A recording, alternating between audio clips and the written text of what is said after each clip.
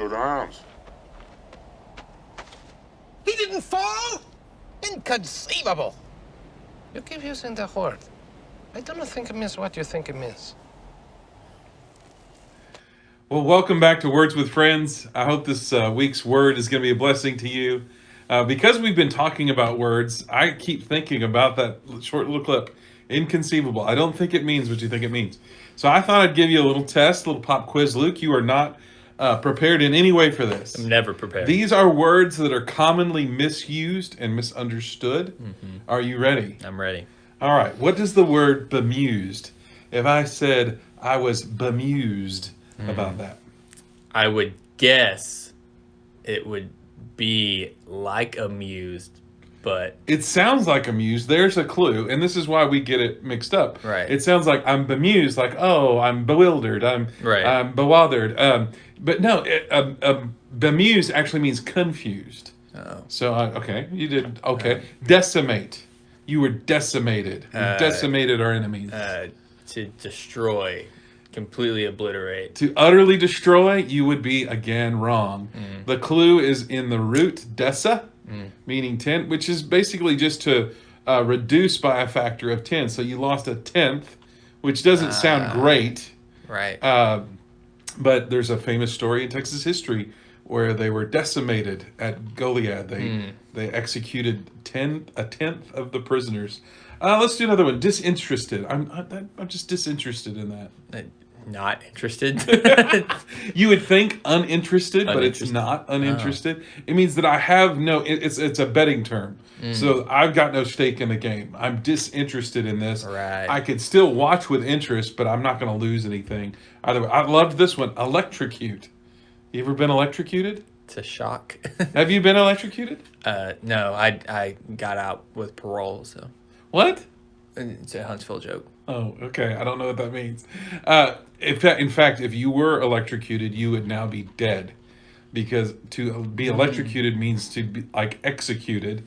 Receiving a shock is not to be Right. electrocuted, Right. but electrocuted is to actually die from that. Ironic.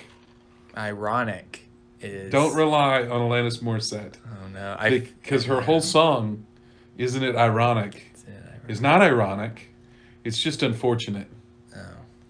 It's like rain on your wedding day. I would say ironic is like, didn't you just say that? That's Well, if you remember from English class, there's different forms of irony. It's actually a literary term, and it simply just means that something is totally unexpected, a twist you didn't see coming. Okay. So it's not unfortunate, it's ironic. Right. Literally, this is my favorite one. I do this all the time. I make fun of people who say, you hear it a lot on news. Newscasters will say, literally.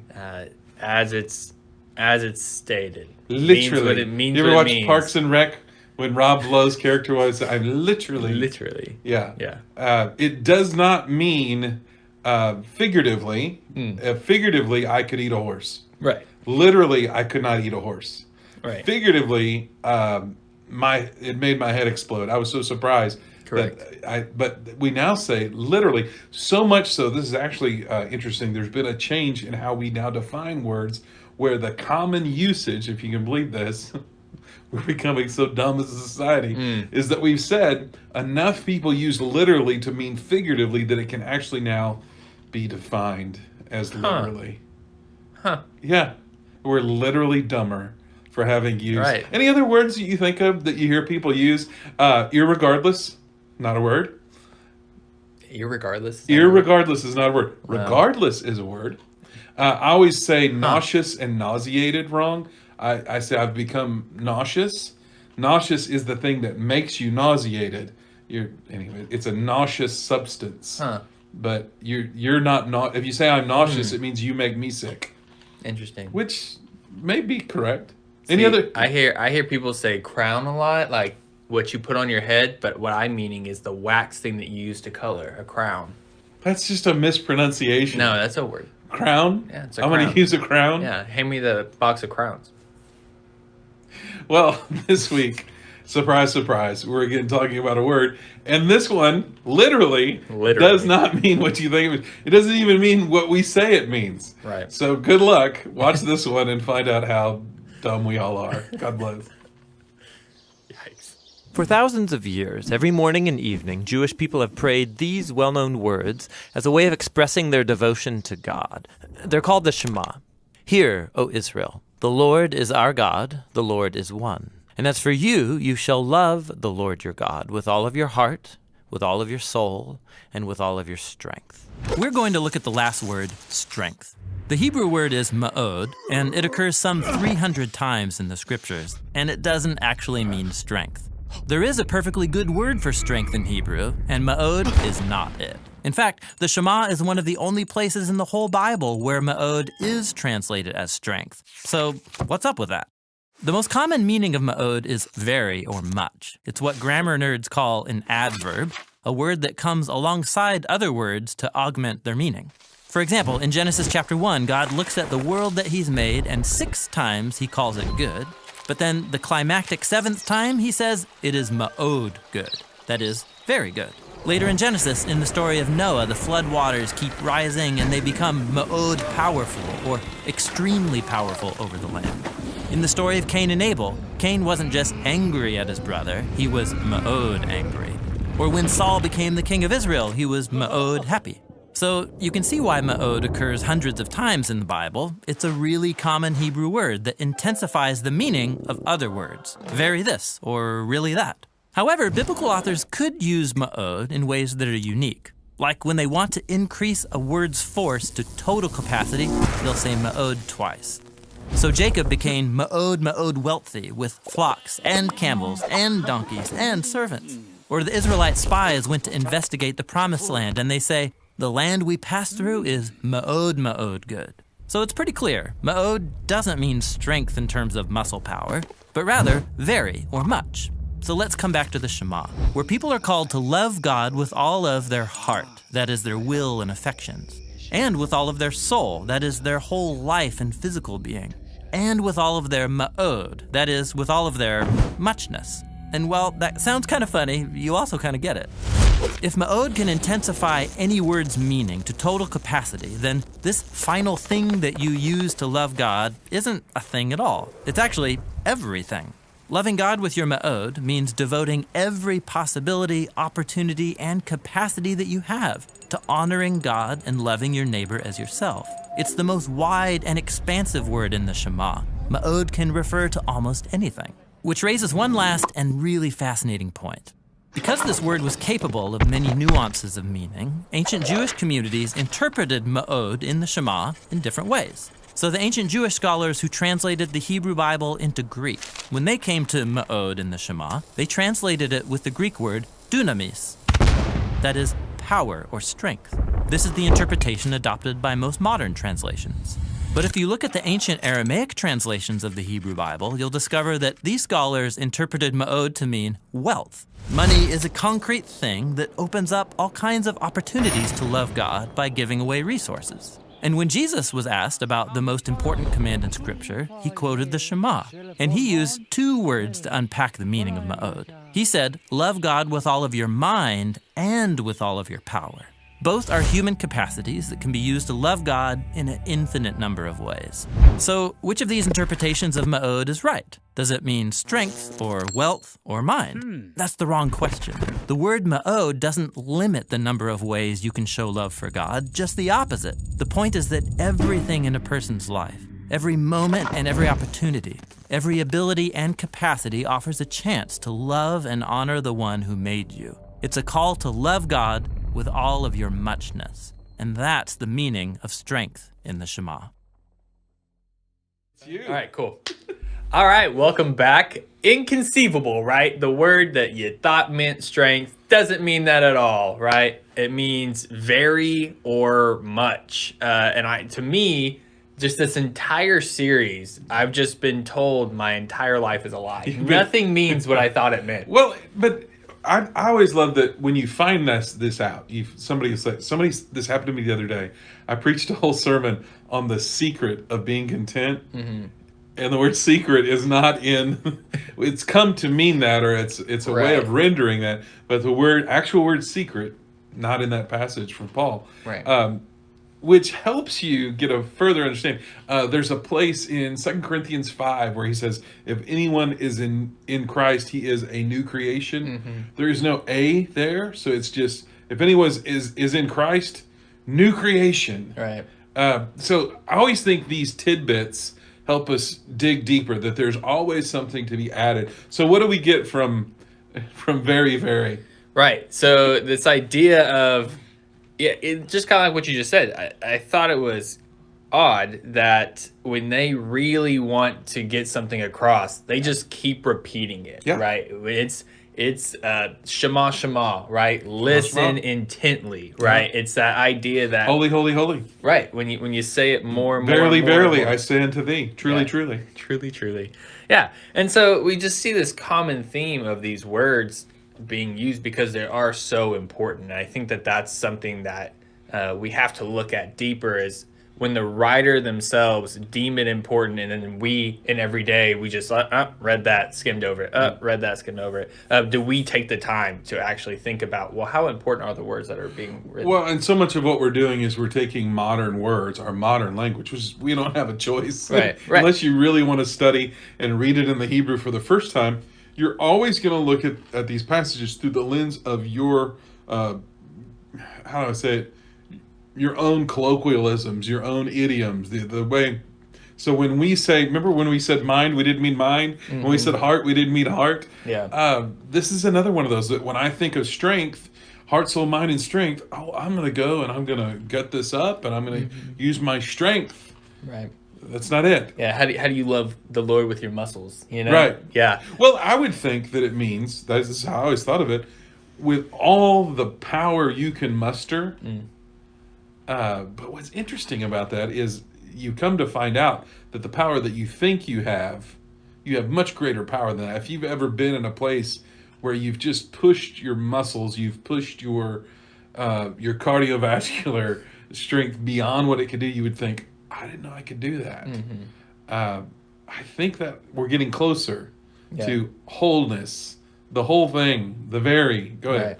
Yeah, and so talking about what it means to do with the word they use, the muchness, right? Devoting every possibility and opportunity to God. And I think that that's interesting because we often think that, well, I can only serve God in the ways that I'm good at, or I can only serve God if I'm planning on serving God in this instance, right? I go on a mission trip to serve God, right? Well, yeah, and it keeps us from being able to compartmentalize, to say that I'm going to serve God when I'm doing godly things. Right. But when I'm doing worldly things, going to school, doing my job, doing my workout, then God's really not a part of that. And I think this idea, especially waking up in the morning and going, the Lord our God is one, and I want to love him with everything, in every instance, with every part of my day, with every word that comes from my mouth. I get that. That is very, very. Right. It's funny you bring up compartmentalize, because that word doesn't actually mean what you think it means. I'm just kidding. I don't know. But no, a lesson that I heard growing up that really changed my life was this idea of living your life like a lunch tray. And you don't want any of your food to touch. And you want to keep everything separate as in a lunch tray. And what this is saying is there is no lunch tray. There is one God that spreads over every part of your life. And it's going to touch. Your food's going to touch. It has to touch in order to live It's all this in kind the of same life. place. Right. And so what I thought was interesting was when it talked about the Hebrew writers, when they transcribed this, they use the word strength versus the Aramaic writers who use the word wealth. What do you think about how they conceive this word differently? Well, now you're meddling. Now I think you're getting closer. Not just your strength, but your wealth. Your wealth might be the thing that you do say, I'll go this far, but not that. Because wealth would be, it would be it would allow you to have to exert the most of your will over the largest places. That's what wealth does. If I have the means, if I have the money, I can leverage that to get what I want. Right. And I love that the Aramaic writers are saying, Yeah, it's maybe that thing that you think is your power. That's what you need to love Right. God with. It said you now have the ability to have the right materials in order to serve God better. Yeah. When you have that wealth, you can spread that out. Well, it reminds me of, and you knew we were going here in Genesis 12 when Abram is called.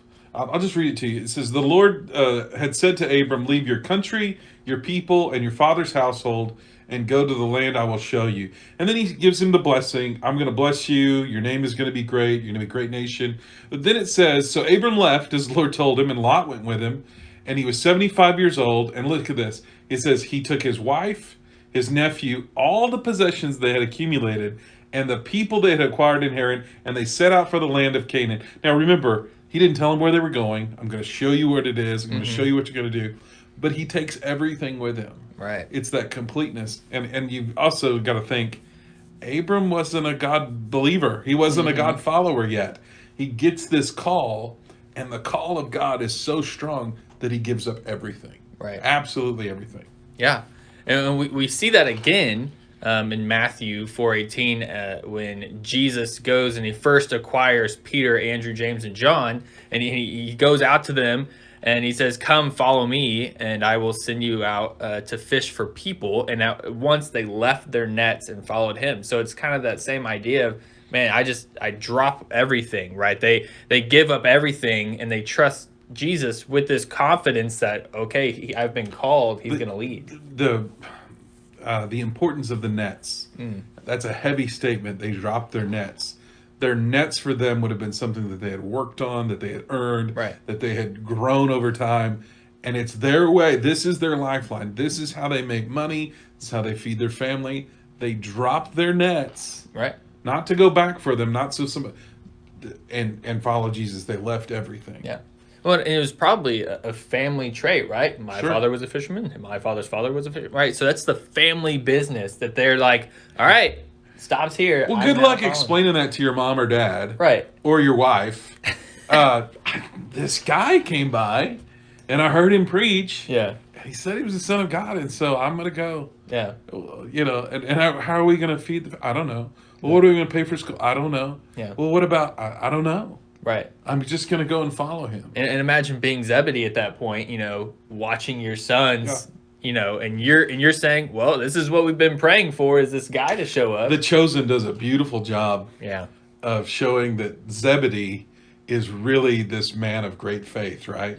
That he blesses his sons. He wants his sons to do this.